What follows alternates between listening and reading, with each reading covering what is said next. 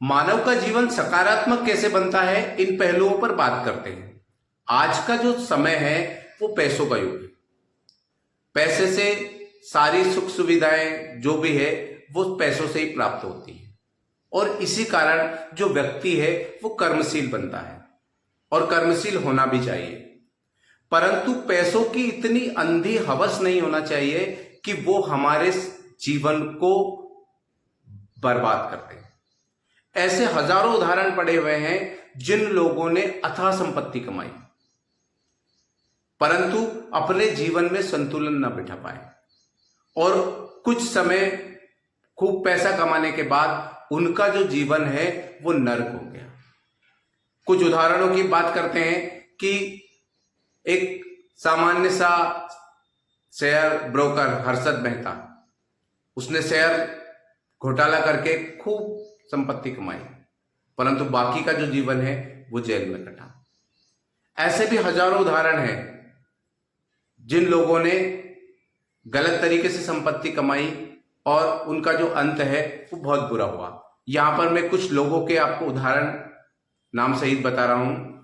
जैसे रामकृष्ण डालमिया, पैसों की हेराफेरी के मामले में उन्हें जेल जाना पड़ा, यानी उनका अंत भी यही हुआ।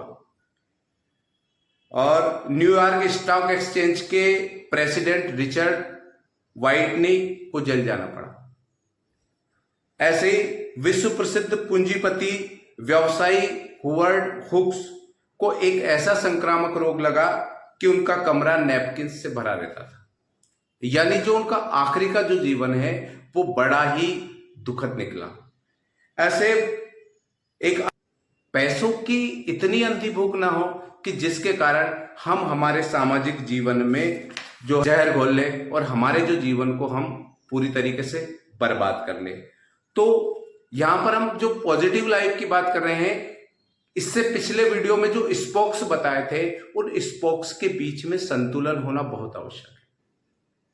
बहुत सारे लोग ऐसे हैं जिन्होंने बहुत पैसा कमा लिया परंतु उन्हें सामाजिक रूप से वो प्रेस्टीज नहीं मिल पा रही है, क्योंकि समाज उन्हें ऐसा समझता है कि इन लोगों ने गलत तरीके से पैसा कमाया।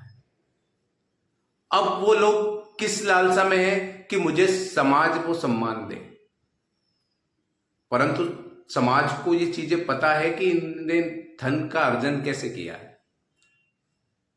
तो पैसा कमाना बहुत आवश्यक है, परंतु पैसा कमाने की हवस नहीं होना चाहिए। हमारे जीवन के वो संतुलन होना जरूरी है।